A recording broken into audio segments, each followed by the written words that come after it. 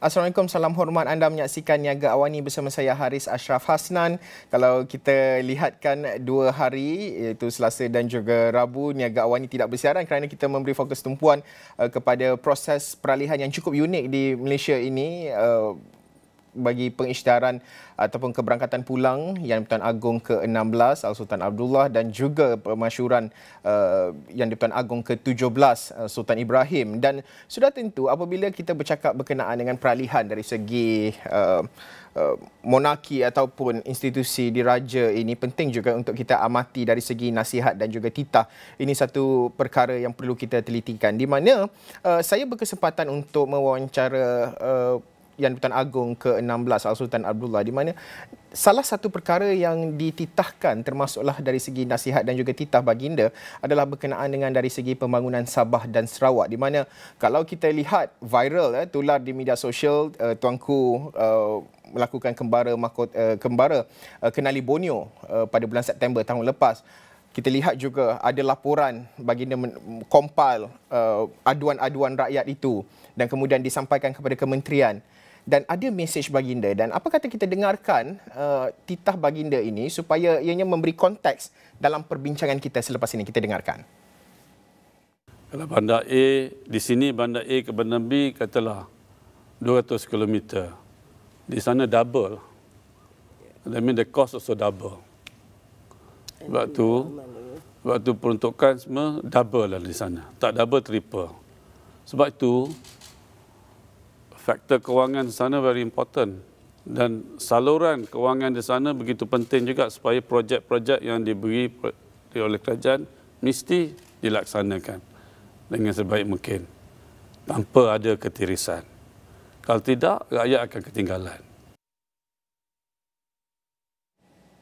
Ketelusan, jika tidak, rakyat akan ketinggalan. Itu yang akan kita bawakan perbincangan pada ketika ini, tanpa ada sebarang ketirisan dari segi pembangunan di Sabah dan Sarawak. Jadi untuk mengulas lanjut berkenaan dengan perkara ini, bersama dengan saya di dalam talian adalah Profesor Madya, Dr. Firdausi Sufian, pensyarah kanan politik ekonomi UiTM Sabah. Pertama sekali, Doktor, kalau kita nak mengamati visit lawatan tuanku kembara Kenali Borneo, pelbagai aduan diterima baginda compile, serahkan kepada kementerian-kementerian, dan dalam mesej tadi jika doktor dengar juga tuanku menyatakan bahawa pembangunan mesti fokus pembangunan di Sabah dan Sarawak tanpa ada sebarang ketirisan. Mungkin ada respon untuk membuka perbincangan kita ini, doktor. Ya Haris, terima kasih. Sekiranya kita lihat titah dan juga nasihat daripada Sultan Abdullah, kalau kita lihat memang saya rasa yang paling khusus di sana itu dalam nasihat Sultan Abdullah itu adalah penyaluran dana dan kewangan yang sewajarnya untuk wilayah ini. Ya, banyak ditekankan tentang pentingnya penyaluran dana dan haruslah sewajar dengan pembangunan wilayah di sini. Sudah tentu kembara Borneo ini apabila kita lihat program Kembara Borneo ini pada tahun lalu, ya, masa itu yang di-Pertuan Agong ke-16 menyelusuri Pan Borneo daripada hujung Borneo ke hujung Borneo, boleh dikatakan itu daripada Tawau sehinggalah Teluk Melano, dan semua apabila melalui daerah-daerah ini sudah tentu banyak aspek pembangunan yang dapat dilihat dan begitu penting untuk menyerlahkan potensi wilayah ini. Tapi saya rasa satu aspek yang penting apabila Kembara Borneo ini dilaksanakan, iaitu Al-Sultan Abdullah telah mengangkat agenda Greater Borneo. Sebenarnya ini yang amat penting, ya, kalau kita lihat, sebab potensi wilayah ini amat besar. Namun pada masa yang sama juga pembangunan infrastruktur amat diperlukan. Jadi daripada kalau kita lihat, ya, apabila Kembara Borneo ini juga kita nampak begitu pentingnya pembangunan infrastruktur di kedua-dua wilayah ini. Dan kalau kita lihat juga dasar-dasar kerajaan yang ada sekarang ini, contohnya RMK 12, Pelan Ekonomi Madani, NIMP 2030, Bajet 2023-2024 telah banyak mengatakan tentang untuk mengoptimumkan wilayah ini. Pertama, yang kedua adalah desentralisasi. Jadi kalau kita lihat secara umum, selepas Kembara Borneo ni, seperti mana Haris katakan tadi, begitu tebal lah. Memang kita nampak lah, memang tebal lah kalau kita tengok proposal yang diberikan kepada Perdana Menteri pada masa itu dan juga kementerian-kementerian yang lain. Jadi saya rasa ada beberapa perkara yang telah korespon dengan selepas Kembara Borneo ini, contohnya peningkatan pembangunan bajet Sabah dan juga Sarawak terutama. Yang kedua juga pada lawatan Perdana Menteri ke Sabah 2 bulan pada Disember tahun lalu juga kita nampak banyak pembangunan bajet-bajet pembangunan baru telah diberikan kepada Sabah. Ya, kalau kita lihat daripada ucapan Perdana Menteri itu sendiri telah mengatakan bahawa untuk pengurusan bajet itu sebanyak 78 bilion. Dan setiap tahun Sabah itu diberi 12.21 bilion. Ya, jadi sebenarnya Sultan Abdullah itu apabila nampak tentang potensi wilayah Borneo ini memang nyata dan menyerlah sebenarnya, sebab kalau kita lihat daripada pasca COVID-19 ya, Sarawak memperkenalkan strategik pembangunan pasca pandemik Sarawak. Sabah memperkenalkan Sabah Maju Jaya oleh Datuk Seri Haji dan pelbagai perancangan dan pelaksanaan program untuk negeri ini, dan hasil daripada dasar-dasar ini sudah menyerlah dan kita sudah nampak. Ya, pertama KDNK Sabah dan juga Sarawak memang meningkat, menunjukkan V-shaped curve daripada negatif sehinggalah hari ini kalau Sabah 3.7% dan tahun ini dijangkakan 4%. Ya, itu pertama dari segi KDNK, dan juga hasil negeri pun makin meningkat dan pelaburan pun negeri Sabah dan Sarawak ini adalah top 5. Dan yang paling penting sekarang ya, selepas lawatan dan Kembara Borneo ini, kedua-dua negeri ini telah mendahului satu aspek ekonomi kelestarian di bawah ESG, iaitu pertama Sabah, iaitu melaksanakan blue economy, ya, itu pertama, mendahului seluruh negeri. Yang kedua, Sarawak pula mendahului dari segi hidrogen dan carbon capture. Maksudnya, kedua-dua kepimpinan negeri ini sebenarnya rancang memperkenalkan begitu banyak perancangan ekonomi dan juga program untuk meningkatkan ekonomi. Oleh yang demikian, pembangunan infrastruktur harus diberi tekanan kepada kedua-dua wilayah ini, sebab ekosistem untuk menjana ekonomi ini amat penting. Ya, sebab kalau kita lihat, kalau kita tengok video yang tular itu, bukan sahaja dari isu pembangunan, tetapi apabila kita lihat, boleh saya katakanlah orang istana itu datang ke Sabah dan juga Sarawak, itu memang sambutannya luar biasa. Kalau kita tengok video-video yang begitu yang banyak tular sekarang, ya. Tapi asasnya yang paling penting sekarang adalah pembangunan infrastruktur, bukan sahaja dari segi jalan raya tetapi aspek-aspek yang lain juga, kesihatan, sekolah. Now, kalau kita lihat bajet yang 6.6 bilion, ya, antara yang tertinggi itu hanya bajet pembangunan, tapi kalau kita tengok bajet-bajet yang lain juga, contohnya pendidikan, kesihatan, ya, dan juga bajet yang lain juga banyak memberi penekanan tentang pembangunan kedua-dua negeri ini. Ya, jadi ini yang paling penting. Nah, satu aspek untuk mengurangkan ketirisan ini sebenarnya apabila kita melaksanakan projek-projek pembangunan adalah desentralisasi. Saya rasa ini asas. Dan kalau kita lihat, inilah agenda sebenarnya utama Kerajaan Perpaduan untuk desentralisasi.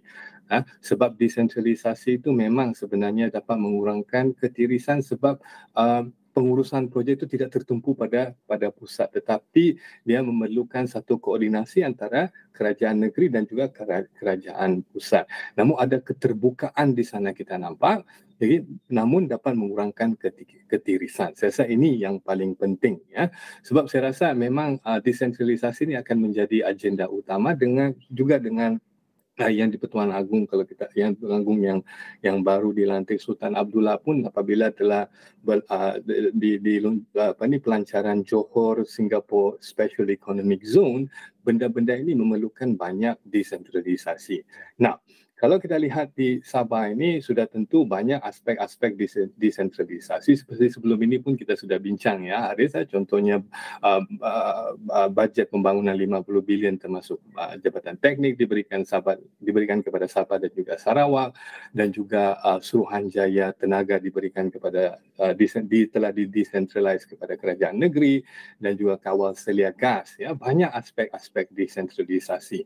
Jadi bagi nasihat Sultan Abdullah itu, saya rasa yang paling penting sekarang ini adalah koordinasi antara kerajaan persekutuan dan juga kerajaan negeri, di mana haruslah bersifat memberi prioritizing ya, pembangunan terutamanya kedua-dua negeri ini, dan juga facilitating. Saya rasa ini yang paling utama ya.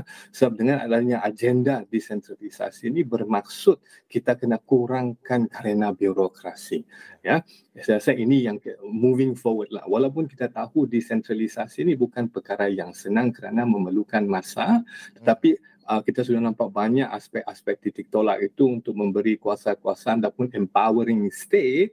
Tapi pada masa yang sama juga kita nampak banyak diskusi dan juga jawatan kuasa yang telah diwujudkan untuk memastikan desentralisasi itu berlaku, kerana dia kena lihat juga kapasiti negeri, perundangan dan juga struktur, banyak aspek ya. Jadi saya rasa melalui desentralisasi ini dan juga jawatan kuasa yang banyak ditubuhkan ya, terutamanya melihat pada tabiulus projek itu, dan kita nampak ketirisan ini sudah tentu dapat dikurangkan. Kita nampak juga CPI sekarang, Corruption Perception Index pun Malaysia telah naik ya, tanggal ke 57 daripada 61 pada 2022. Jadi saya rasa ini asas dia untuk mengurangkan desentralisasi dan mempercepatkan projek itu adalah desentralisasi. Ya, Doktor menyebut, saya suka nak bawa perbincangan kita, Doktor menyebut berkenaan decentralized itu tadi. Kita faham usaha itu sedang dilakukan, tetapi dari segi kesediaan di peringkat kerajaan negeri itu, bagaimana pandangan doktor melihat kedua-dua, sebagai contoh Sabah dan juga Sarawak, dari segi nak mengadaptasi dan juga nak melakukan proses peralihan itu, kerana kita tahu satu, ianya bukan mudah, kedua, untuk kita nak memastikan bahawa kesediaan juga agensi-agensi di peringkat negeri dari segi pelaksanaan, sebagai contoh pemberian tender, pelaksanaan projek, pemantauan projek. Mungkin pandangan doktor melihat kepada perkara ini dari segi kesediaannya, adakah state government ini dilihat bersedia untuk proses decentralized ini moving forward menuju ke hadapan? Mungkin ada time frame tertentu yang perlu diletakkan untuk full force decentralized ini, nak mengagihkan kuasa ini, Doktor. Ya, betul. Betul Haris. Sudah tentu seperti mana yang saya katakan tadi, capacity building itu amat penting ya. Tetapi bersediakah tidak, saya rasa itu bukan isu utama, sebab mereka haruslah bersedia untuk, sebab kalau benda tidak berlaku, kalau benda tidak kita decentralize, maka sudah tentu tidak ada learning curve daripada segi untuk memperkasakan kapasiti negeri. Sekarang ini kalau kita lihat sudah berlakunya desentralisasi itu, dan sudah kalau kita lihat bagi contoh ya, yang ECOS ini, Energy Commission untuk Sabah, kalau kita lihat amat ketersediaan dan juga agensi ECOS itu pun kita nampak commission ini sedang rancak dalam perancangan, dan juga memastikan pelan-pelan mereka itu sudah bersedia. So ini maksudnya apabila kita decentralize dan kita memberi masa yang tertentu, dan juga upskilling yang tertentu, dan juga ada koordinasi antara kerajaan negeri dan juga kerajaan persekutuan, dan ada knowledge transfer, sudah tentu ini tidak ada masalah. Sebab apa-apa pun betul memang memerlukan masa ya, tapi kalau tidak berlaku desentralisasi itu sudah tentu capacity building pun tidak berlaku ya. Jadi kalau kita lihat sekarang ini contohnya macam ECOS itu, Energy Commission of Sabah itu, kita nampak sudah sekarang ini boleh dikatakan sudah 80-70% itu sudah bersedia dari segi untuk memastikan Babani menjaga tadbir urus elektrik di negeri ini. Ya, betul ada aspek dari segi fiskal. Sudah tentu ini memang menjadi sentiasa menjadi kekangan. Itulah sekali lagi pada masa yang sama kita decentralize, namun pada masa yang sama kita kena lihat juga aspek fiskal desentralisasi ini, sebab ya benda ini baru dari bila kita lihat dari tadbir urus desentralisasi ini. Jadi saya percaya itulah kadang-kala kita tidak boleh terus decentralize sepenuhnya, sebab dia mempunyai learning curve yang tertentu dan memastikan kapasiti negeri itu pun mampu juga. Namun dengan boleh dikatakan semangat dan juga sikap di kerajaan negeri sekarang ni, kedua-dua Sabah dan Sarawak itu amat agresif dari segi belajar, dari segi mengembangkan kapasiti itu, saya rasa itu cukup dan dapat membantu dari segi secara gradual memberi kuasa ataupun empowering negeri. Okey. Baik, Doktor. Nampaknya kita tak cukup masa. Banyak sebenarnya yang boleh kita bincangkan dan juga perhalusi. InsyaAllah dalam masa-masa akan datang kita akan terus melihat dan juga meneliti dari segi pembangunan di Sabah dan Sarawak, dan pada masa sama kita nak memperkasakan kerajaan negeri itu dari segi pembangunan ekonominya, politik, sosio dan sebagainya. Terima kasih sekali lagi Profesor Madya Dr. Firdausi Sufian, pensyarah kanan politik ekonomi UiTM Sabah, dan semua ini akan kami rangkumkan dan anda boleh layari extraordinary.com dan juga di semua platform media sosial kami.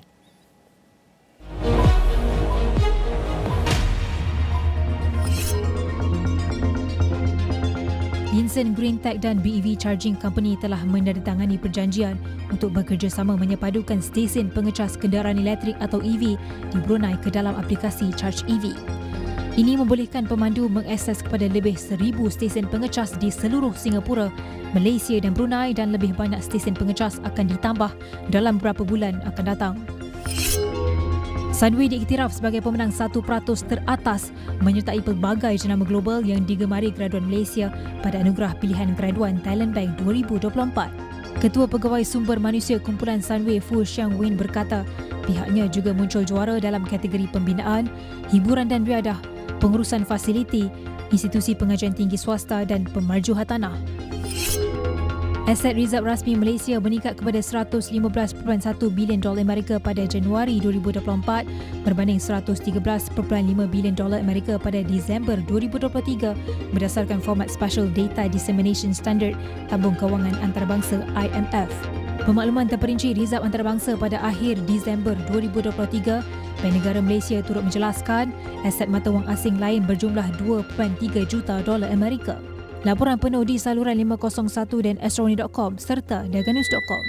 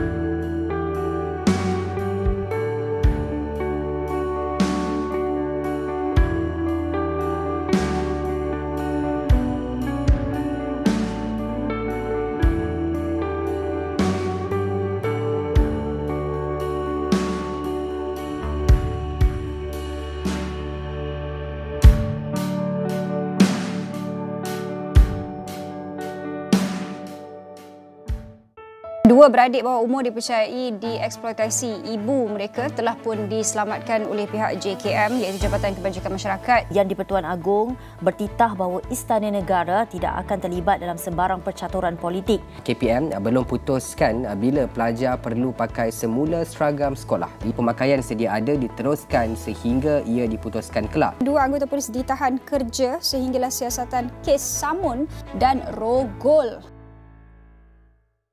Gelombang keempat monsun timur laut kini beralih ke selatan tanah air dengan keadaan banjir di Johor semakin meningkat. Ekonomi Malaysia dijangka berkembang 4.5% pada 2024 dan 4.6% pada tahun hadapan. Seorang pelajar tingkatan 5 diculik sebelum dikurung, bekas teman lelakinya dikepung. Tiada laporan rakyat Malaysia terjejas dalam tragedi pengeboman di Kerman Cemetery.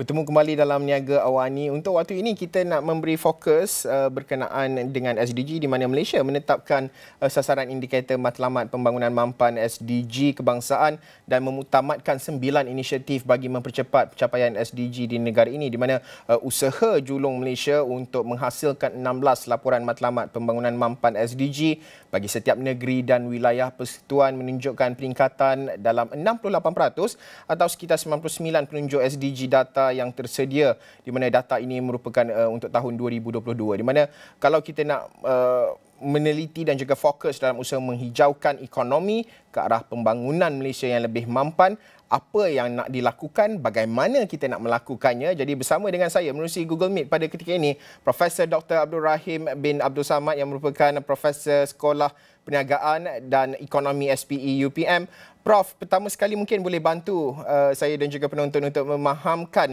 dari segi nak menghijaukan ekonomi melalui SDG ini, apa erti dan juga maknanya, kerana pada ketika ini kita lihat bahawa emerging ekonomi itu semakin mencabar dan juga pelbagai, dan nak sustainable energy ataupun sustainable ekonomi itu juga perlu diterapkan menerusi SDG. Mungkin Prof boleh bantu penonton untuk faham perkara ini. Baik, saudara Ashraf. Bismillahirrahmanirrahim. Assalamualaikum warahmatullahi wabarakatuh. Allahumma salli ala sayyidina Muhammad. Baik, ini adalah perkara penting ya yang merupakan satu agenda utama negara yang perlu dicapai. Baik, bercakap tentang sustainable development goal ya, ataupun kita panggil SDG. Ianya adalah diguna pakai oleh United Nations bermula pada tahun 2015. Perkara yang utamanya adalah untuk menamatkan kemiskinan, melindungi bumi, memastikan bahawa menjelang tahun 2030 semua rakyat, semua orang menikmati keamanan, kemakmuran, dan matlamat yang dinyatakan adalah sebanyak 17 matlamat ya saudara Ashraf, yang mana ianya untuk mencapai pembangunan yang lestari ataupun pembangunan mampan. So daripada 17 matlamat tersebut, ianya integrated ya. Kita ada zero hunger, no poverty dan sebagainya, sustainable cities. Okay, jadi tindakan dalam satu bidang, sekiranya satu matlamat itu terjejas, ianya akan menjejaskan matlamat yang lain. Jadi bercakap tentang menghijaukan ekonomi, saudara Ashraf ya, ianya melibatkan pembangunan yang mampan. Ia mesti mengimbangi kemampanan ekonomi, sosial dan alam sekitar. Sebab tu kalau kita lihat apa-apa pembangunan di negara kita, ianya perlu ada dua laporan yang utama secara umumnya lah sebelum sesuatu pembangunan tersebut diberi kelulusan oleh pihak kerajaan. Yang pertamanya dari segi EIA, Environmental Impact Assessment, dan keduanya adalah SIA, Social Impact Assessment. Jadi bercakap tentang bandar yang lestari ya, tadi salah satu matlamat yang utama dalam mencapai pembangunan mampan ini. Jadi kita perlu lihat sehingga kepada desain bangunan tersebut menjadi satu faktor utama.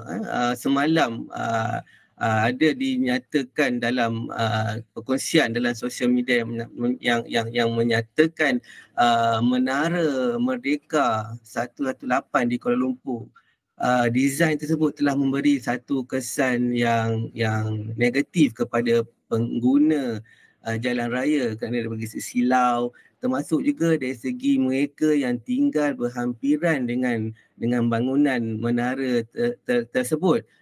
kerana keadaan cahaya matahari dan ianya memberi satu keadaan yang tidak selesa kepada pengguna jalan raya dan juga mereka yang tinggal di kawasan tersebut.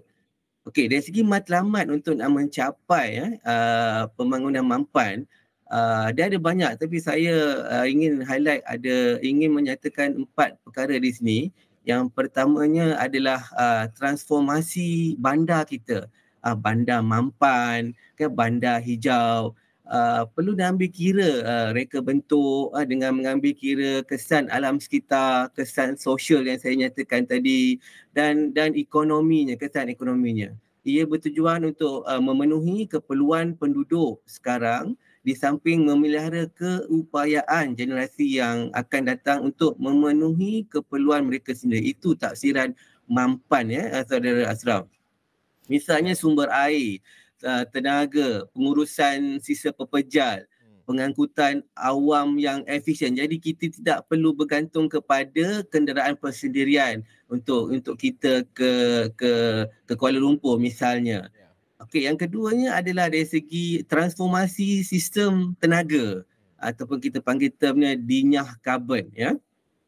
Jadi proses menggantikan bahan api fosil, misalnya arang batu, minyak, gas asli kepada sumber tenaga rendah karbon, ataupun yang lebih orang kata kesan yang sangat signifikan apabila kita menggunakan pengangkutan elektrik. Yang mana terbukti dengan pengangkutan elektrik ini ianya tidak menjana apa-apa carbon emission.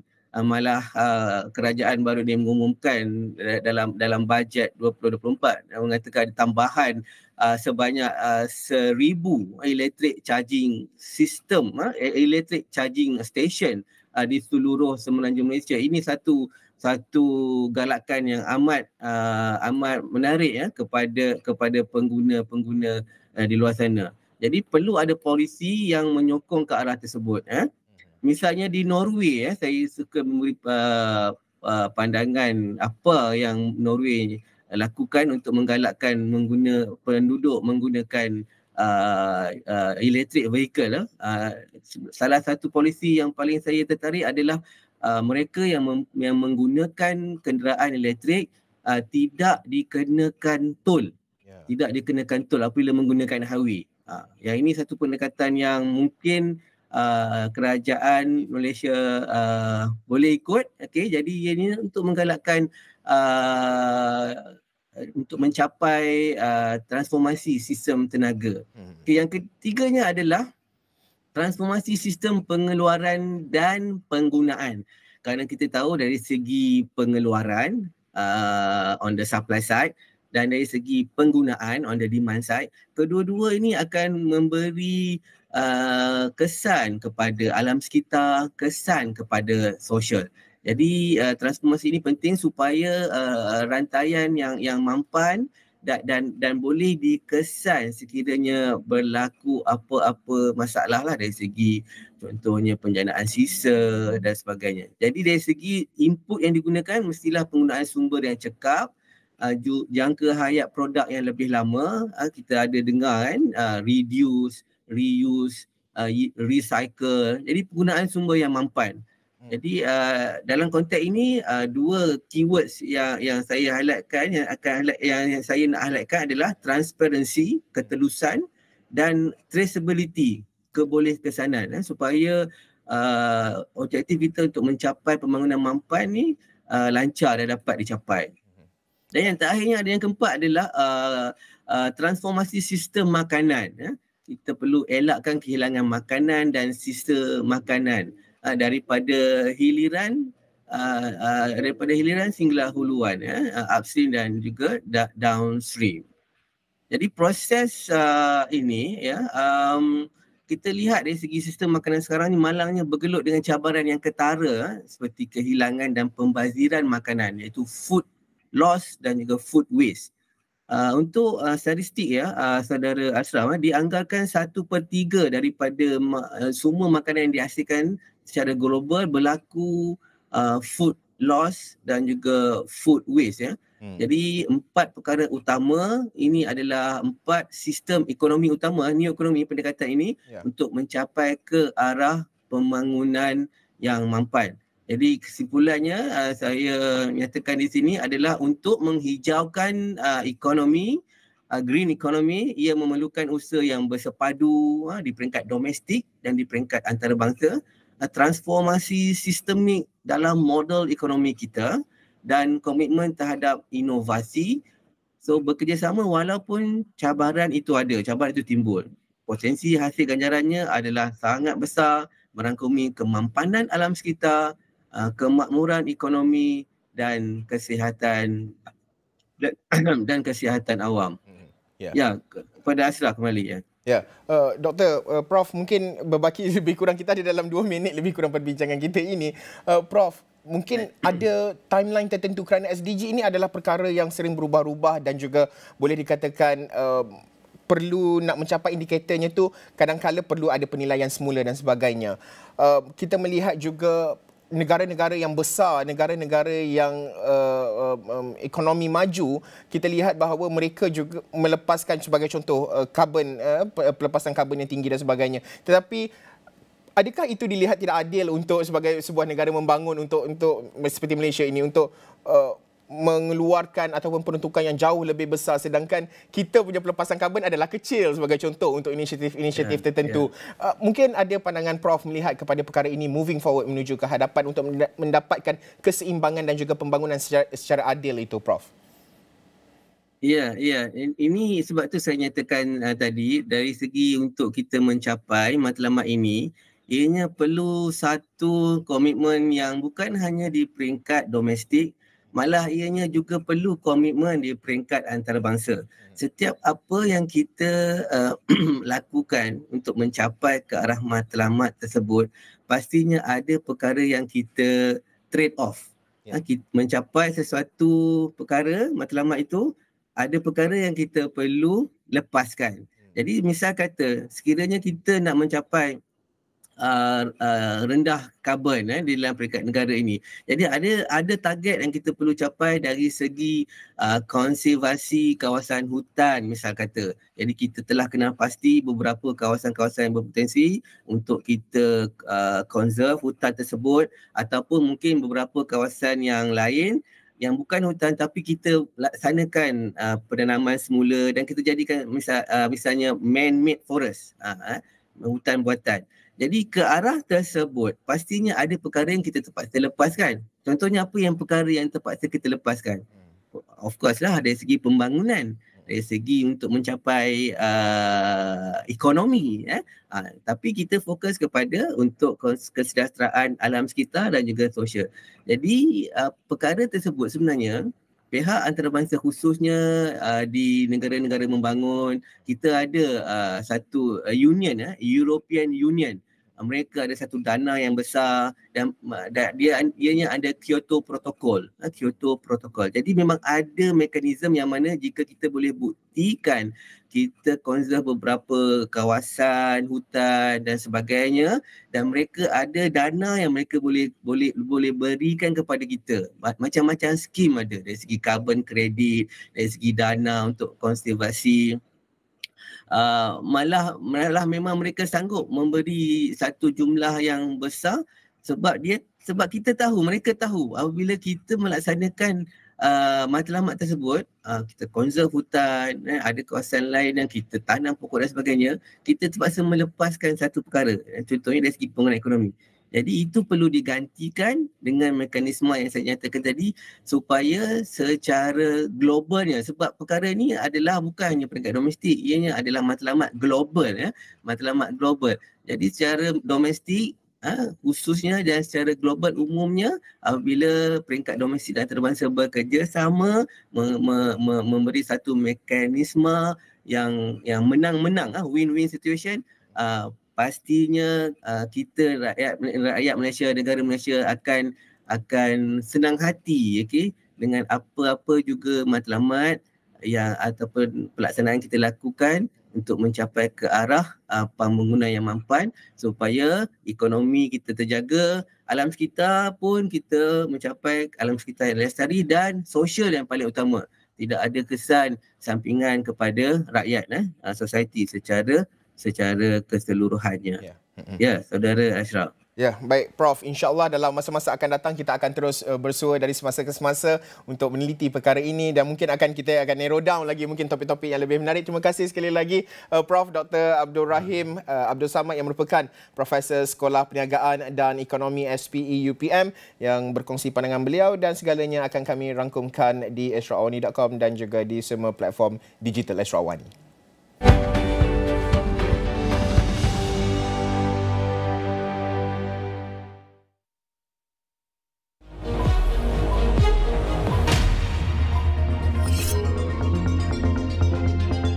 Syarikat Pembangunan Tenaga Boleh Baharu Detroit Energy Holdings Sdn Bhd menerima sokongan pelaburan daripada firma pengurusan aset global BlackRock menerusi Climate Finance Partnership CFP. Sokongan pelaburan itu bagi membiayai aset solar berskala utility Detroit Energy serta pembinaan industri dan komersial untuk pasaran di seluruh Asia Pasifik. Mahsing Group Berhad telah menandatangani perjanjian untuk membangunkan pusat perniagaan berkeluasan 74.87 hektar di Sepang dengan anggaran nilai pembangunan kasar sebanyak RM728 juta. Heights Development Sdn Bhd, anak syarikat Mahsing South Sea Industrial Development Sdn Bhd, akan membangunkan Mahsing Business Park yang merupakan pembangunan perindustrian utama. Kerugian bersih Auro Holdings Berhad yang dahulunya dikenali sebagai NWP Holdings Berhad bagi suku ketiga berakhir 30 November 2023 menyusut kepada RM786,000 berbanding RM1.25 juta pada suku sama tahun sebelumnya didorong oleh langkah penjimatan kos kumpulan itu. Hasil kumpulan itu bagi suku berkenaan turut menyusut kepada RM350,000 berbanding RM820,000 bagi suku sama tahun sebelumnya, kesan daripada jualan ekspor yang lebih rendah dan jualan tempatan yang minimum. Laporan penuh di saluran 501 dan ashrafawani.com serta daganews.com. Okey, untuk waktu ini kita nak melihat kepada beberapa laporan tempatan terutamanya keterujaan malam tadi di media sosial berkenaan dengan ura-ura kononnya akan diadakan semula Formula 1 di Malaysia di mana Petronas menjelaskan tiada sebarang perbincangan untuk menganjurkan semula Formula 1 di Malaysia di mana syarikat itu mengeluarkan satu kenyataan ringkas pada Rabu susulan dakwaan portal media bahawa sukan permotoran itu akan dianjurkan di litar antarabangsa Sepang pada 2026. Malah portal itu turut menyebut bahawa pihak Petronas merancang untuk mengembalikan sukan lumba eksklusif itu dalam satu town hall yang diketuai Presiden dan Ketua Pegawai Eksekutifnya Tengku Muhammad Taufik Tengku Aziz pada Selasa. Bagaimanapun, portal tersebut melaporkan bahawa sumber daripada mesyuarat itu tidak mahu dikenali kerana tidak mempunyai kuasa untuk mengeluarkan kenyataan rasmi. Tahun lalu, Menteri Belia dan Sukan Hanayo menyatakan bahawa kos untuk menganjurkan Formula 1 adalah amat besar dan kerajaan masih belum dapat melakukannya.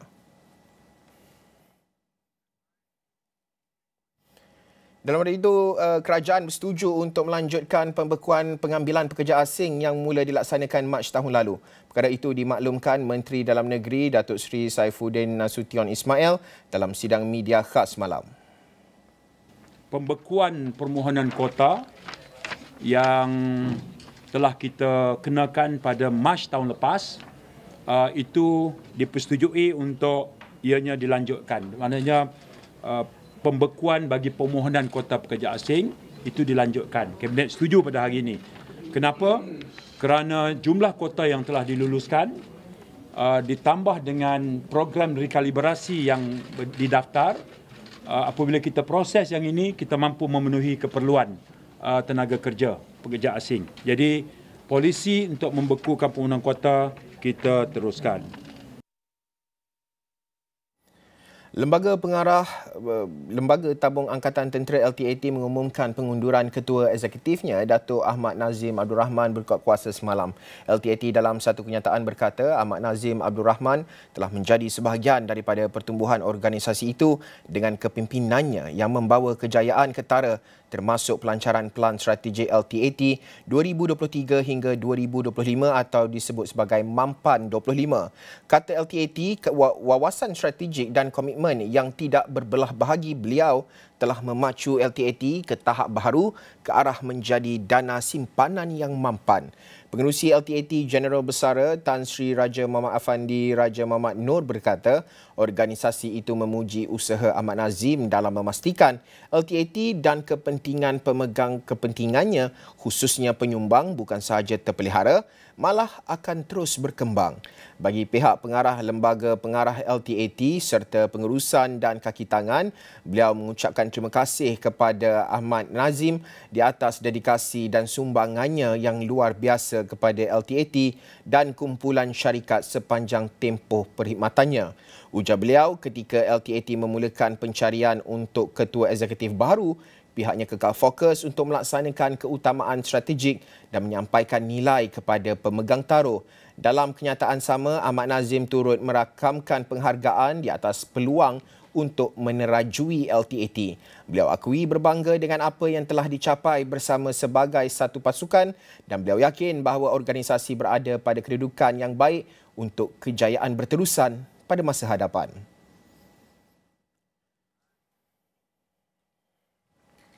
Industri penerbangan Malaysia kekal kukuh dipacu trajektori pemulihan dengan sejumlah 72 syarikat penerbangan beroperasi secara aktif dalam rangkaian lapangan terbang tempatan pada penghujung 2023. Malaysia Airports Holdings Berhad MAHB berkata lonjakan 55% daripada tahun sebelumnya juga memacu peningkatan kukuh laluan penerbangan yang kini sebanyak 147 destinasi merangkumi 113 antarabangsa dan 34 domestik. Jumlah laluan penerbangan tersebut adalah 25% lebih tinggi daripada 121 destinasi pada 2022, iaitu 86 antarabangsa dan 35 domestik.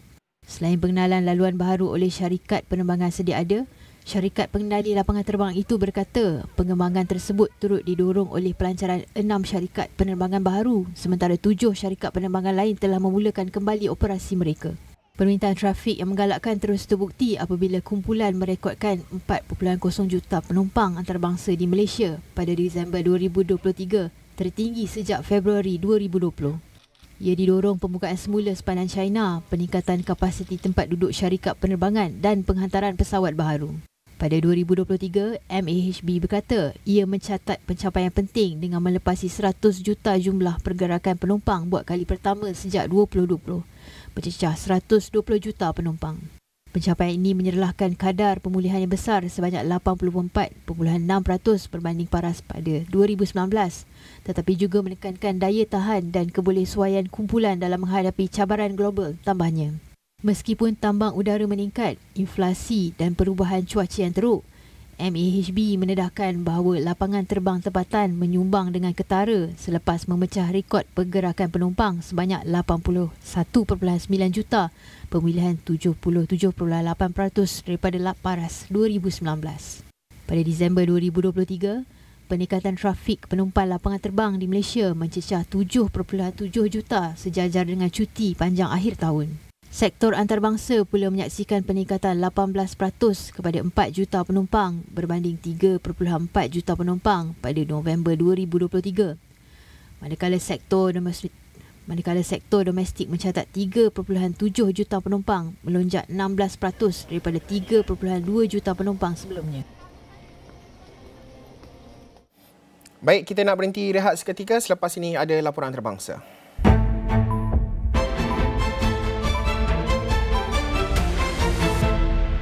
Usaha membawa pulang wanita Sarawak yang terkandas di Filipina melibatkan implikasi undang-undang yang perlu diteliti. Jumlah mangsa ribut dan banjir di Pusat Pembinaan Sementara PPS di Sarawak kini hanya menempatkan 72 mangsa banjir. Murid, guru dan anggota kumpulan pelaksana di semua institusi pendidikan hanya perlu memakai baju seragam untuk 2 hari seminggu, sementara 2 hari lagi pakaian sukan dan 1 hari lagi pakaian co-curriculum. Astro merapatkan hubungan anda sekeluarga dengan saluran Long Long Fun kami. Hanyut dalam keindahan dunia drama. Terpukau dengan kesan visual. Dan filem-filem yang mencuri perhatian anda.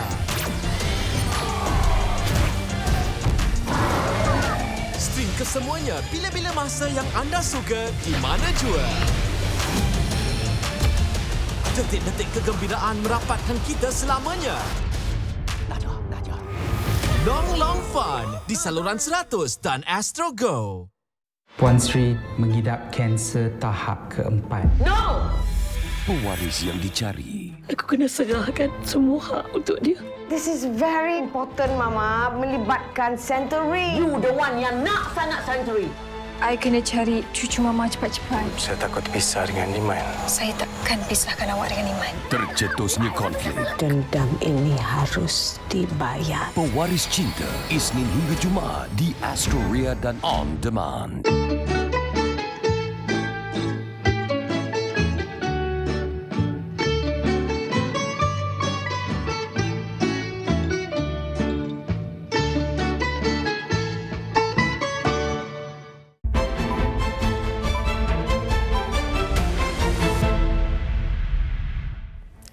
Okey, baik. Bertemu kembali. Kita nak memberi fokus kepada laporan antarabangsa di mana awal pagi waktu Malaysia tadi, Rizab Persekutuan Amerika Syarikat The Fed memutuskan untuk tidak memotong kadar faedah pada ketika ini. Di mana keputusan itu dimaklumkan pengerusinya Jerome Powell dalam satu sidang media pada Rabu pasca mesyuarat jawatankuasa pasaran terbuka Persekutuan FOMC yang berlangsung selama 2 hari. Di mana Powell pada masa sama memberi indikasi bahawa pihaknya tidak bercadang untuk menaikkan lagi kadar faedah semasa selain belum bersedia untuk membuat sebarang pemotongan. Ia sekaligus mengenepikan beberapa unjuran ahli ekonomi sebelum ini yang berpandangan bahawa The Fed mungkin akan memulakan pemotongan kadar faedah dalam masa terdekat. Di mana menurut Powell, keputusan itu dibuat susulan kadar inflasi negara itu pada ketika ini masih berlegar melepasi paras sasaran Bank Pusat itu. Mana ujar beliau, FOMC tidak melihat pemotongan kadar sesuatu yang wajar ketika ini sehinggalah ia yakin bahawa inflasi akan bergerak dengan kukuh ke arah 2%. Malah beliau tidak fikir bahawa jawatankuasa akan mencapai satu tahap yang meyakinkan untuk memotong kadar faedah pada mesyuarat bulan Mac nanti. Namun memberi indikasi bahawa pemotongan itu masih akan berlaku tahun ini. Ujarnya data positif yang dilihat ketika ini perlu berterusan untuk satu tempoh masa sehingga jawatankuasa itu yakin dengan pergerakan positif ekonomi semasa. Sementara itu, pasaran saham utama Amerika Syarikat berakhir negatif susulan keputusan The Fed itu. Ekoran harapan tinggi pelabur yang mahukan Bank Pusat itu memotong kadar faedah dengan segera sebelum kemelesetan berlaku. Sebagai contoh, Dow Jones Industrial Average telah susut 300 mata ketika dagangan masih berjalan. Inflation has eased notably over the past year, but remains above our longer-run goal of 2%. Total PCE prices rose 2.6% over the 12 months ending in December. Excluding the volatile food and energy categories, core PCE prices rose 2.9%. The lower inflation readings over the second half of last year are welcome, but we will need to see continuing evidence to build confidence that inflation is moving down sustainably toward our goal. Longer-term inflation expectations appear to remain well anchored, as reflected in a broad range of surveys of households, businesses, and forecasters, as well as measures from financial markets. The committee decided at today's meeting to maintain the target range for the federal funds rate at 5.25% to 5.5%, and to continue the process of significantly reducing our securities holdings. We believe that our policy rate is likely at its peak for this tightening cycle, and that, if the economy evolves broadly as expected, it will likely be appropriate to begin dialing back policy restraint at some point this year. But the economy has surprised forecasters in many ways since the pandemic, and ongoing progress toward our 2% inflation objective is not assured. The economic outlook is uncertain, and we remain highly attentive to inflation risks. Let me say that we have confidence. We're looking for greater confidence that inflation is moving sustainably down to 2%. Implicitly, we do have confidence and it has been increasing, but we want to get greater confidence. What do we want to see? We want to see more good data. It's not that we're looking for better data. We're looking at continuation of the good data that we've been seeing. And a good example is inflation. So we have 6 months of good inflation data. The question really is, that 6 months of good inflation data, is it sending us a true signal that we are in fact on a path, sustainable path down to 2% inflation? That's the question. And the answer will come from some more data that's also good data. It's not that the 6-month data isn't low enough. It is. It's just a question of, can we take that with confidence that we're moving sustainably down to 2%? Okey, sebelum kita pergi ke Lautan Merah di sini, seperti apa yang dikatakan oleh Paul tadi, adakah data pada ketika ini menunjukkan bahawa data yang dilihat yang seakan positif ini akan berterusan sehinggalah inflasi mencapai pada kadar 2% yang stabil di Amerika Syarikat. Dan itu sebenarnya antara persoalan ataupun apa yang cuba nak dilakukan oleh Amerika Syarikat pada ketika ini.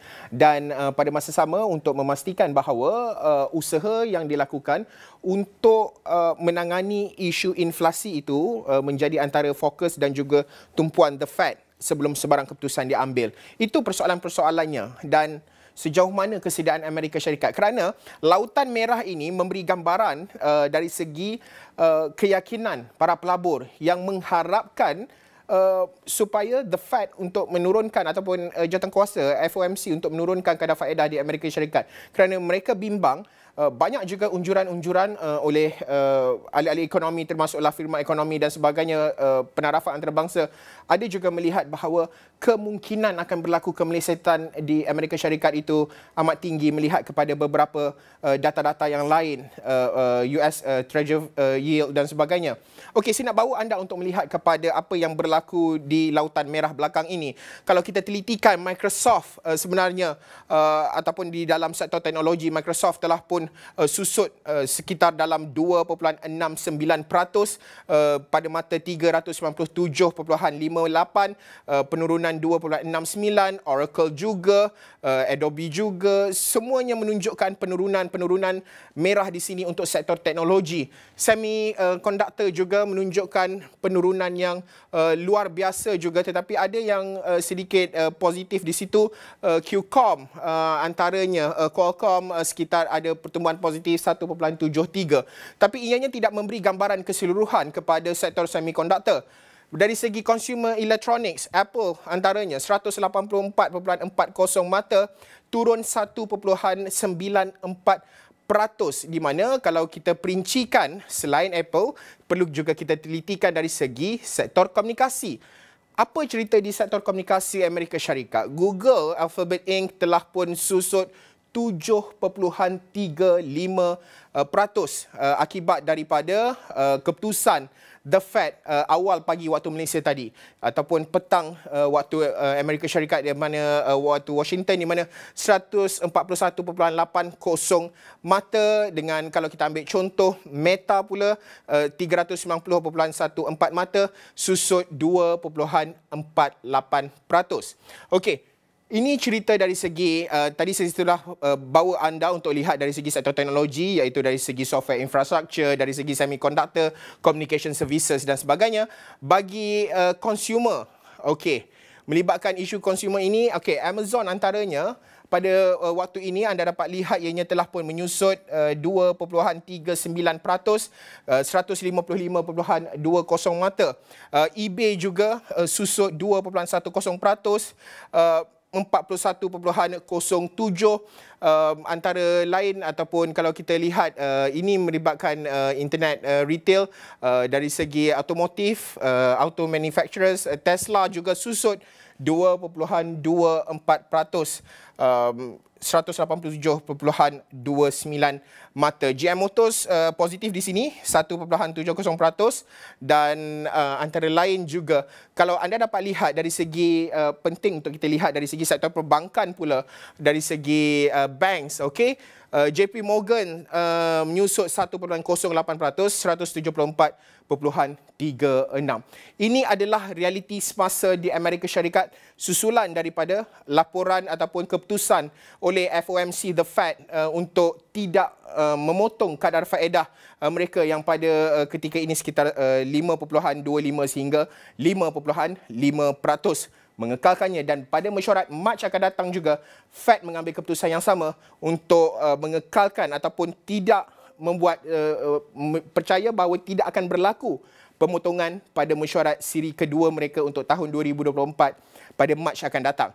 Okey, selain daripada itu, ini cerita di Amerika Syarikat. Hari ini Malaysia, Kuala Lumpur, cuti sempena dengan Hari Wilayah.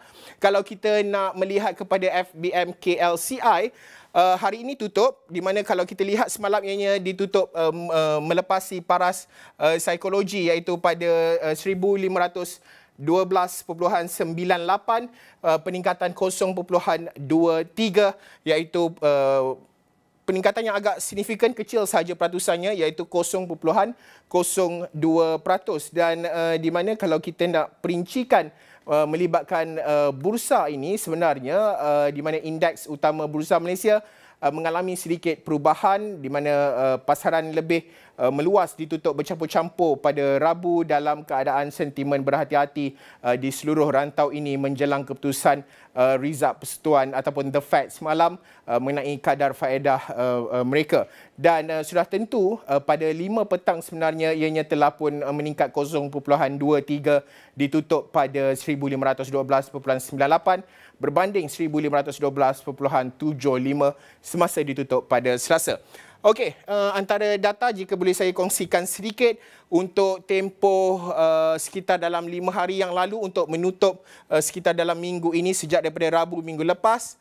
Okey, sehingga hari Khamis, hari ini tiada dagangan, cuti umum melibatkan wilayah persekutuan, di mana seperti yang saya maklumkan tadi 1514.14 dan ianya menunjukkan trend yang mungkin agak positif di sini sebelum ianya kita nak menyaksikan apa respon daripada keputusan The Fed kepada FBM KLCI esok sebenarnya pada pembukaan hari Jumaat.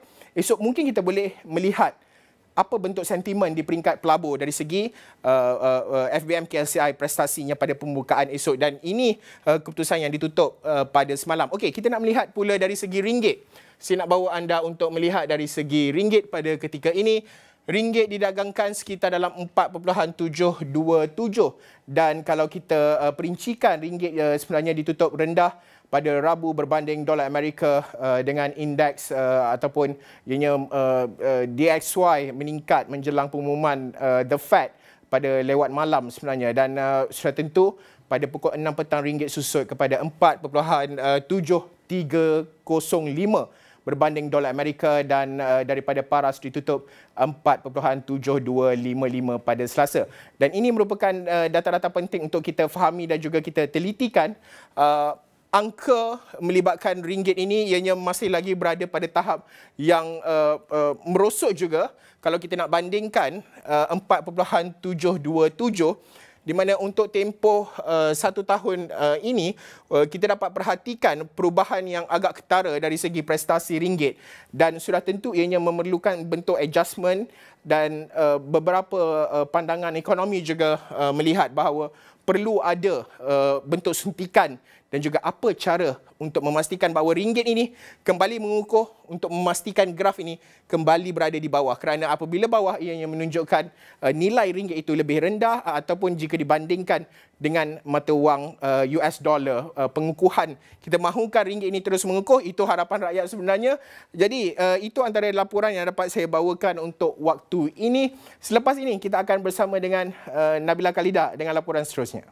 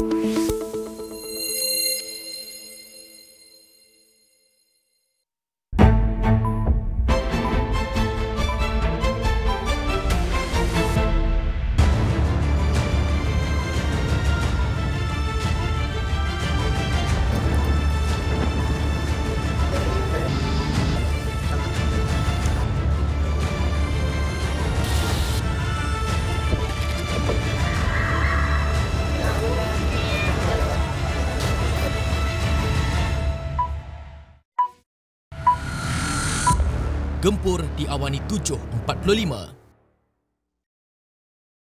Apa khabar Stadium Drama Singer Malaysia?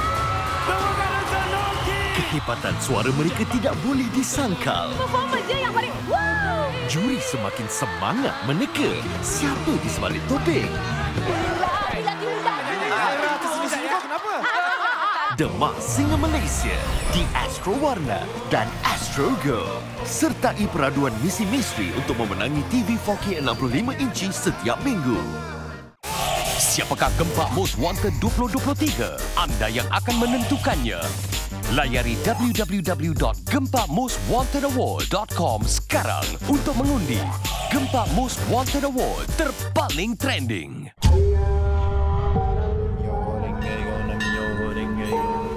Daulat Tuanku.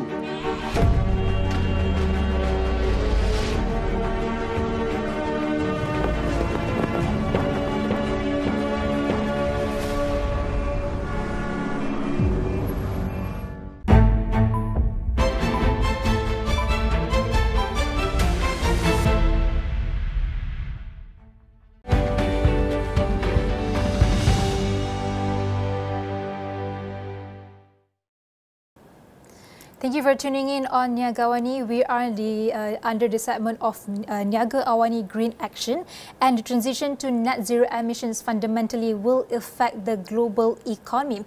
But where there is transition, it does not mean the people or the skills will disappear. And the Asia Pacific region is one of the most physically exposed regions with the world when it comes to climate change, with temperatures that rise twice as fast as anywhere else in the world. And so to help us delve into the green collar workforce global policy agenda and the steps taken by Malaysia to support the development of the emerging green collar workforce. Joining me on the line is Kasturunathan, the Governance, Regulatory and Sustainability Services Leader of Deloitte Malaysia. Good morning. Good morning, Nabila. All right, firstly, Kasturi, are we ready when it comes to the green collar workforce agenda and the skills needed for energy transition efforts in today's workforce? Sure. Thank you very much. First and foremost, just want to thank Astro for having me on this session. Truly appreciate the sharing that I can offer. And to your question, the short answer to that is yes. Just as industrialization gave rise to blue-collar workforce and technology growth of services to then the white-collar workforce, the net zero is now giving rise to the green-collar workforce. And as far as the Deloitte survey shows, 80% of the skill sets which is required for the green collar workforce is currently existing in the current skill sets of workers today. So short answer to that is yes. Recently, we have the new implementation of the Phase 1 NETR, or the National Energy Transition Roadmap, by the government. What do you think about the roadmap, and are there any challenges or barriers encountered throughout the whole process of education? Sure.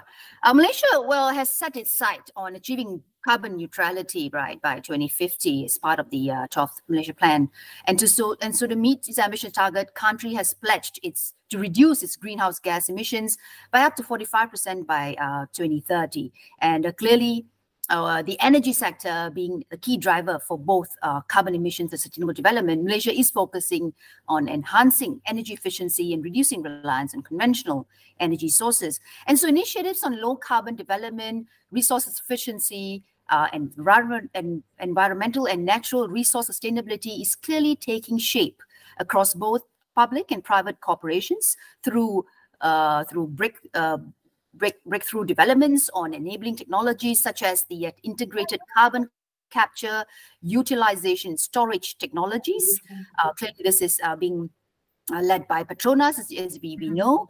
And so the Phase 1 of the NETR, launched in 2023, consisting of the 10 flagship catalyst projects covering 50 initiatives, clearly covers the 6 different level energy transition levers, such as the energy efficiency, renewable energy, hydrogen, bioenergy, green mobility, and carbon capture, utilization, storage. And this is expected to be undertaken through a combination of grants, loans, rebates, incentives, and other investments. The successful implementation of NETR, as we all know, would clearly uplift the GDP value from 25 billion thousand jobs by 2050. Right, and this clearly does pose an immediate challenge, as your question does refer to. The immediate challenge that comes to mind is the need for the country through its policies and corporations to clearly reskill and upskill its workers, especially in traditional industries like agriculture, energy, construction, and manufacturing sectors. And so the initiatives laid out under the NETR is targeted to address these challenges, which clearly creates secure career pathways for workers and graduates, establishing a skills pipeline that aligns with industry demands for transition, providing social protections for those experiencing work disruption, displacement. And so the Deloitte modeling shows that the skills required in the green-collar workforce are actually not too different from the skills that are held in the current workforce.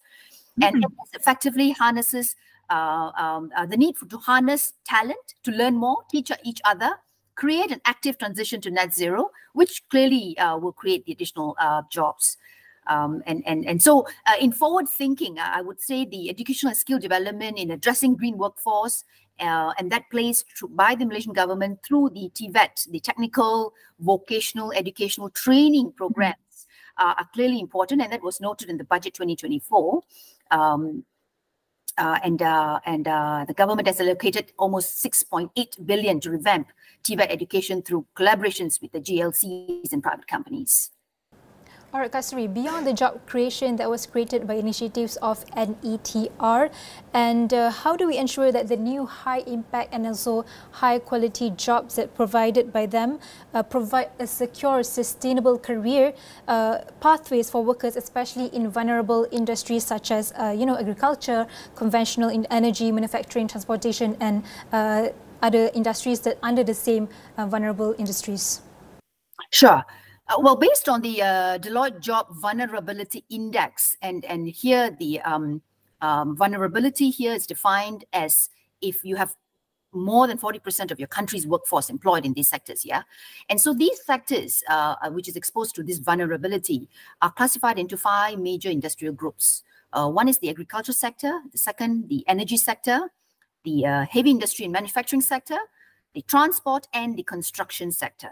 So these sectors are exposed to, I would say, more inclined, higher, which carries a higher exposure to physical damage of climate change, including capital changes, sea level rise damages, heat stress impact, agriculture damages, as well as the exposure to net zero transition risks, which refer to the cost of economic adjustments to low emission alternatives. And so according to this index, about 1/4 of the global workforce, which is about more than 800 million jobs, are exposed. So 1/4 of the global workforce are exposed, meaning they are working in the higher vulnerability sectors, and the highest vulnerability exposures are coming from countries in Asia, Pacific, and Africa. And so the Ministry of Economy, through the NETR, with invaluable support, right, from the steering committee and technical committee, clearly comprising representatives from the ministries, agencies, and in consultation with private sectors, have ensured that there is a collaborative and comprehensive development process in deploying to shape and manage the catalyst projects and initiatives and enablers of the NETR to transform demand and reorientate the skill base of workers in these industries. Clearly, as we know, the public and private partnerships are critical in developing Malaysians' green-collar workforce, and that should take that will come in many forms, including policy formulation, finance, investment efforts, and educational programs. The education and training sector is key, is clearly important, in establishing the economic policy lever, for the government, again, to empower people to establish new and fulfilling career pathways. And of course, that can include, and this may include, the increase in scale of delivery through the education training systems, the course modification programs, new courses, new modes of delivery, and all of this will be able to obviously secure that career pathway for workers whom are clearly, especially in the vulnerable industries. And how is the government aligning this new strategic industrial policy with these emerging areas of economic growth? Are there specific sectors or industry that we should look at?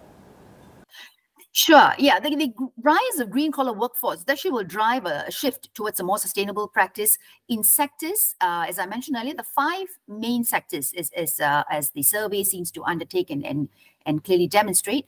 One is the agricultural sector, as I mentioned, the manufacturing, construction, of course, the energy and the transport sectors. So these transition will create new job opportunities and demand for green skills, leading to the development of a more environmentally friendly and resilient economy. And this further underscores the importance of greening the economy in a way that it is fair and inclusive. And this is where what we mean by just transition, right? Possible for everyone and anyone who is affected to be treated in a fair and inclusive manner. And there clearly, as we undertake this part, there will also be a diminution of traditional job opportunities in GHG intensive sectors, right? Like oil and gas, internal combustion, engine vehicle manufacturing, and the fossil fuel based power generation, which will obviously create the necessity for strategies to transition workers to new employment opportunities. So they need to have a bridge, right? Gap between the existing workforce skill sets and the emerging demand for new green skills. Some of it that comes to mind is the skill sets in, for example, in hydrogen technology, or CCUS, as I mentioned, the carbon storage, capture storage, which clearly requires targeted training and upskilling initiatives. In fact, in Deloitte, we suggest a portfolio approach in managing this. As we know, we have workers vulnerable in the different sectors across the different industries, and they again will be in different forms and shapes. And so a portfolio approach is key to ensure equity in how labor policies can address the different needs within each of these sectors. And what I mean by this portfolio approach is in reference to these 4 cohorts of workers. One is workers in the wrong place. So as for workers in the wrong place, the policy that one aims to develop should target workers who are likely to be disrupted, and improvements clearly needs to be identified, and heightened awareness should be prioritized to look for job vacancies, to transfer these skill sets or subsidize trainings for these disrupted workers. Clearly, they are in the wrong place. Second category or cohort of workers could be workers with the wrong skills. So the policy around here, or this cohort of workers, should target to again upskill, right, these workers who are clearly with an incorrect skill set, to upskill these workers from the current role and to help them transition into new jobs. The third cohort will be the workers whom are underutilized. The policy around the underutilized cohort of workers should aim to increase the skills and participation of these marginalized cohorts. And just underutilized or marginalized cohorts may refer to the youths, groups of migrants, the indigenous people, or even people with disabilities. And the fourth portfolio approach will be the workers who will need a nudge, for example. So this is where some of the workers may need to be redirected to where they are most needed and most valuable to the economy. So these, if I may summarize, are the 4 cohort of workers that clearly a portfolio approach will be relevant again to address the different targeted industries and in managing some of these workforce policies around it.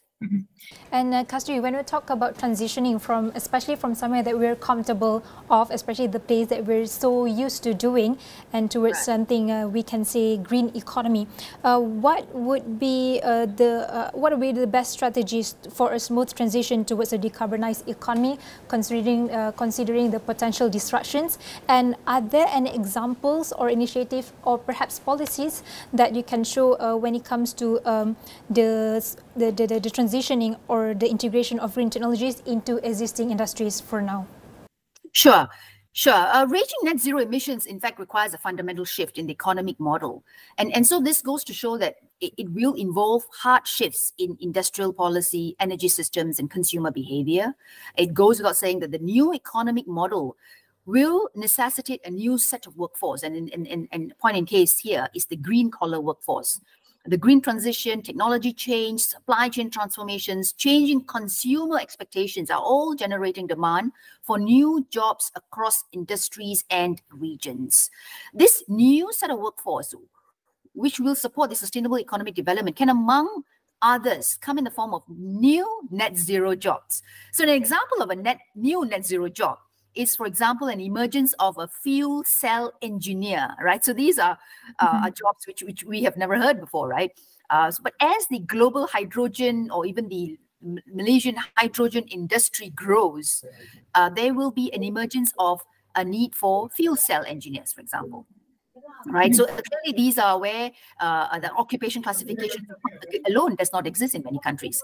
So clearly there are differences among countries in terms of green skills policy readiness and the need to develop robust social protections and, again, the just transition plans. Each country has to start, at a certain point, identify its unique challenges, requiring and what exactly requires a proactive public policy and collaborations across borders and industries to drive a prosperous and equitable future. And on this note, Deloitte, I would like to also emphasize that it is important for a policy framework to be organized, to be considered, to be structured. And on this note, Deloitte has actually developed a green collar workforce policy framework, which clearly sets out key policy agenda items that policymakers may be able to prioritize or should prioritize. Number one, there are 5 elements of this framework. Number one, first and foremost, very importantly, we need to set clear, ambitious decarbonization targets that are aligned with the latest climate science and investments in rapid decarbonizations, right? Clear, number one, set clear, ambitious decarbonization targets. Number 2, design new strategic industrial policy targeting traditional strengths and new areas of economic growth. So what exactly are your design around your new strategic policy, industrial policy areas? Number 3, creating high-value jobs for transitioning pathways that establishes secure career pathways for workers and graduates. And 4, ensuring adaptive skills and education pipeline that aligns to industry demands for this transition to happen. And the last but not least is targeting workforce policies that promote labor mobility to direct skills to where they are most needed, as I explained a while ago. Mm-hmm. Amazing. That's a very insightful and long explanation coming from Kasturi. But we talking about the for a smooth transition, one of the important thing to look at is the education system. And given the emphasis on science, technology, engineering, and so mathematics or the STEM topics in education, how is Malaysia ensuring that the education is aligning with the pipeline of this transitioning towards the net zero emission? And perhaps are there any collaborations and also with educational institutions and also industry that we can look at to ensure a smoother transition and to reach that NETR 2030 aim? Thanks for that. In fact, it's a great question as a lead-on to how important training, education, and skill developments are. In fact, the Asia-Pacific region boasts a strong pool of science, technology, engineering, and mathematics, STEM, as we call it in short, talent, in fact. So the Asia-Pacific region alone has a very strong pool of these individuals with significant employment growth in the renewable energy, talent in the renewable energy sector.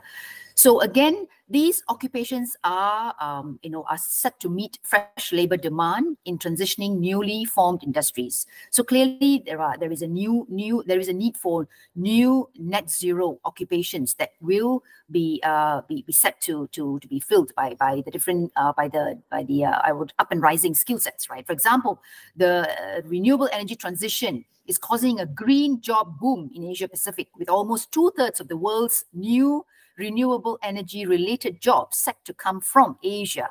So integrating green skills and education into the workforce development involves aligning training programs with the evolving need of the green industries, promoting sustainability-focused curriculum in educational institutions, and providing opportunities for practical experience in environmentally friendly practices. In Malaysia, closer to home now, in Malaysia, expertise would be needed in renewable energy technologies, sustainable agriculture practices, environmental management, green building and construction, as well as proficiency in climate change adaptation and mitigation strategies. So indeed, the vocational training and higher educational programs tailored to these areas can help individuals for roles in the green economy. And as I mentioned earlier, 80% of skills required in transformed and new net zero jobs in the short to medium term are currently available in the current workforce. And so the new economy, which is, as I call it, the new economy, right, which clearly comprises of blue, white, and green collar skills, will lead to the move away from the emission-intensive jobs to the growing in-demand jobs, such as the jobs in relation to the green technology and green business models. Transform jobs, again, for example, how a steelmaker profession uses green hydrogen rather than coal in process. Thirdly, it will also lead to new net zero jobs, and these new types of occupations will be expected in the future to be classified under the National Occupation Classification and Education System in due time. All right, Kasturi, before we end this discussion for this morning, perhaps you can share whether Malaysia is actively engaging with international or other countries, perhaps in collaborations to share their best practices and also learnings when it comes to have a smoother transition towards net zero, or we can say, like Kasturi said earlier, new economy. What do you think about that, Kasturi? Sure. In fact, some of the sharings have been highlighted, referred to the developments in the Asian Development Bank, right, over how it has adopted new energy policy aimed to develop to help member countries accelerate low carbon transition in Asia Pacific. In fact, the Philippines Green Jobs Act 2016 has been enacted. Again, development through the Technical Education Skills Development Authority, and whilst in India, there is also a Skills Council for green jobs, which has been established. And in fact, a regional study by the International Labour Organization conducted in 2021 found that Malaysia had significant policy elements in place to support the development of green jobs. And so the study also found that these policies touched on pertinent areas, including industrial sector as well as enterprise policies and initiatives. And so moving forward, taking a pioneering role in emerging areas such as green mobility, ecosystems, renewable energy, energy storage, and alternative new energy ecosystems will enhance Malaysia's competitive edge to actively engage and collaborate with its regional countries. And in managing the just transition in collaboration with regional learnings, Malaysia must persist with upskilling and training efforts in ways that help incentivize and encourage the growth of the green-collar workforce. All right, that was Kasturi Nathan, the Governance, Regulatory and Sustainability Services Leader of Deloitte Malaysia. And right now we are on the right track or the trajectory towards a new economy that consists of not just green-collar workforce but also the blue and white to perhaps complete the whole sector. So I would like to thanks again to Kasturi for sharing your insightful thoughts on Niagawani.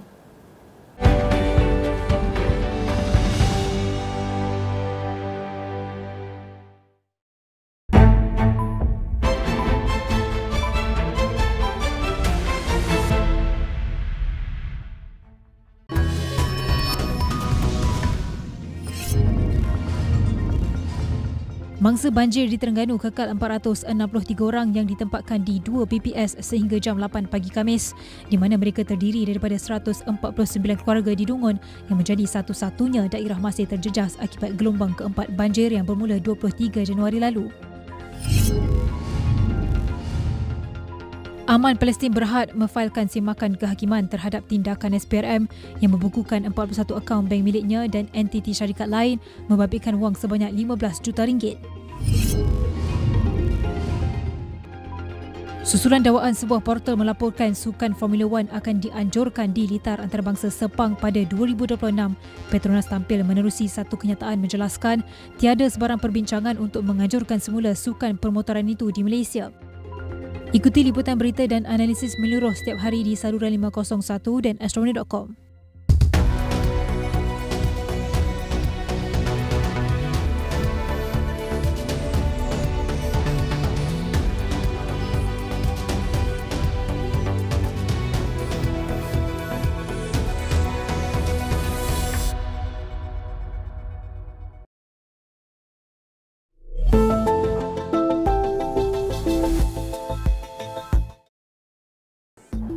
Kita belajar banyak perkara dari World Economic Forum yang mengeluarkan banyak laporan berkaitan dengan keadaan ekonomi semasa dunia dan juga negara membangun khususnya. Bagaimana untuk kita mencantumkan kuasa tengah ini dan juga kuasa besar di peringkat dunia pada ketika ini untuk melihat permasalahan, cabaran dunia pada ketika ini dan penyelesaiannya. Dan Astro Awani bukan hanya membawakan laporan di World Economic Forum. Sebaliknya, bagaimana untuk kita memahami ini dalam konteks pertembungan kuasa tersebut.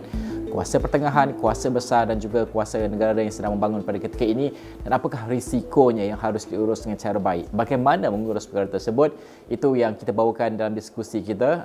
Agenda Awani pada waktu ini sangat istimewa. Kita berada di Oxford dan juga ini adalah di Blavatnik School of Government, dan juga saya bersama dengan Profesor Stefan Darkon, Professor of Economic Policy at the Blavatnik School of Government.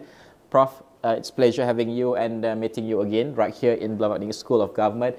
I want to focus on the World Economic Forum, two of the reports from World Economic Forum, which is the Global Risk Report and also the Chief Economist Report. And in Global Risk Report, for instance, which identifies various interconnected risks, which are the environmental, economic, and also technological challenges. How do you see these challenges, and how do you see in terms of the risk influencing the economic development agenda, especially for the middle or the low-income countries and developing countries as well? Yes. Well, thank you for making the time. In terms of the risks for low-income, for lower middle-income countries, they're enormous.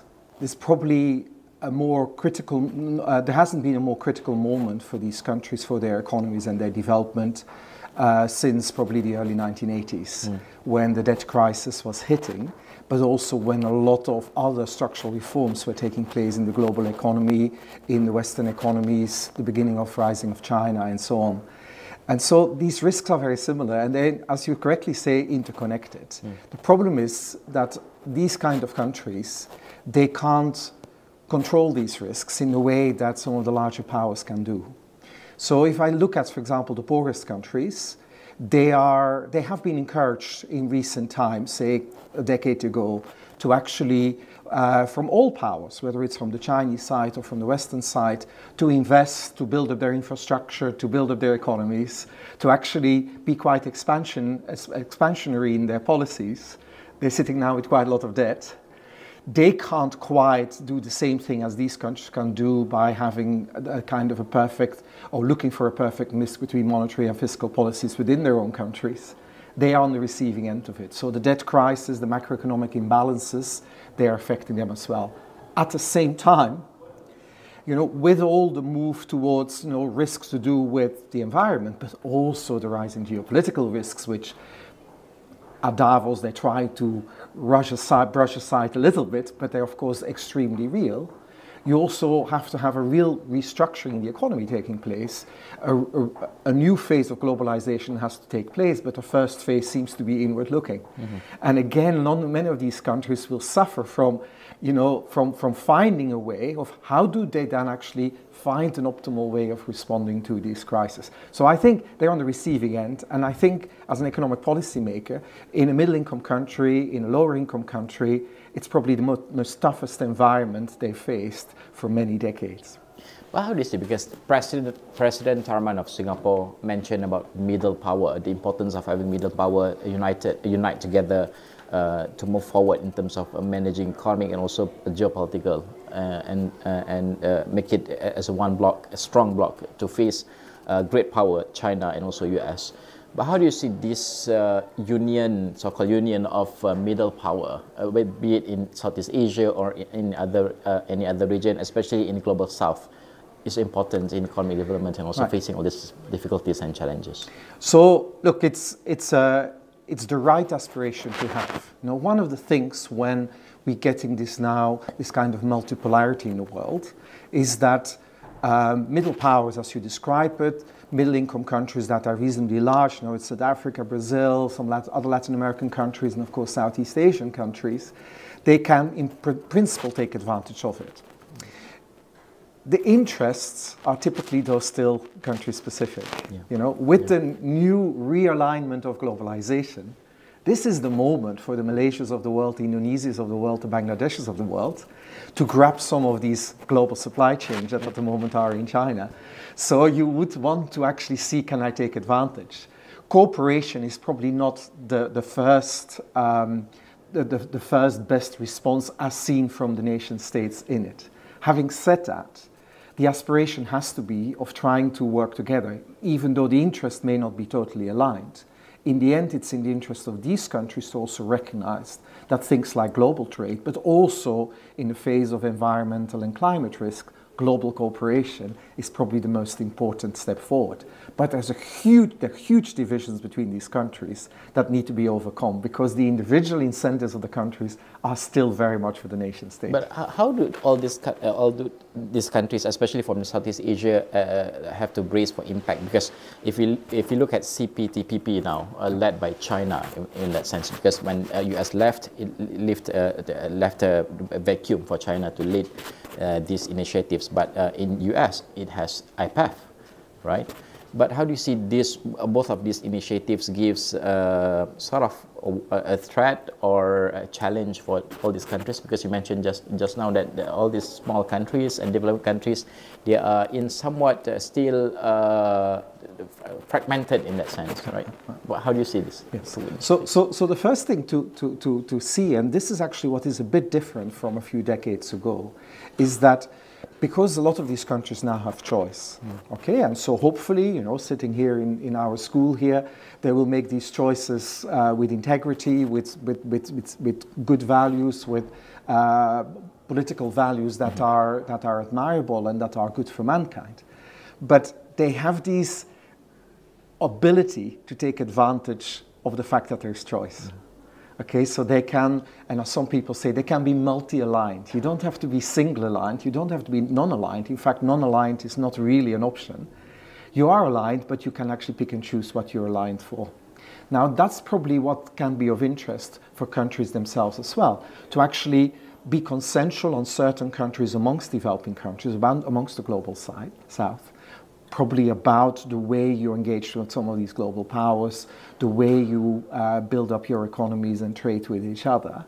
But giving the space to be multi-aligned, depending on some of the opportunities and the challenges. You know, we can't deny that when you live in Southeast Asia, the challenges are different from when you, say, for example, are in South Africa, for example, relative to China. If you're living in Latin America, the challenges are again quite different in terms of the geopolitical challenges that you face. So you can actually work together. So it's a matter of building consensus around things you can align on. And then, you know, for these countries, the opportunities will come from being quite smart in taking advantage both of the economic opportunities, but also on the global cooperation on some of the global challenges we have. And it would be quite an achievement to see some of these countries working together, not just in the narrow political interest of the nation, but also the collective interest of these blocs on certain issues, without having the naivety that you can fully play the same role as the big blocs like China or the US can play.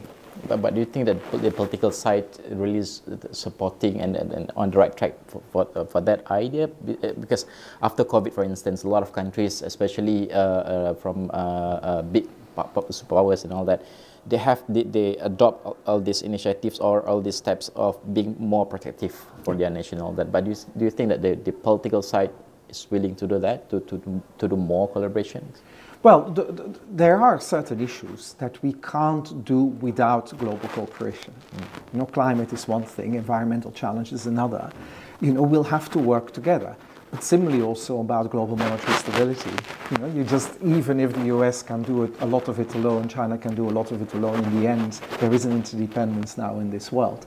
So on the kind of stability of the global financial system, on finding cooperation on big challenges that require global public goods, we have to work together. You know, do they want to? Does it look like they want to?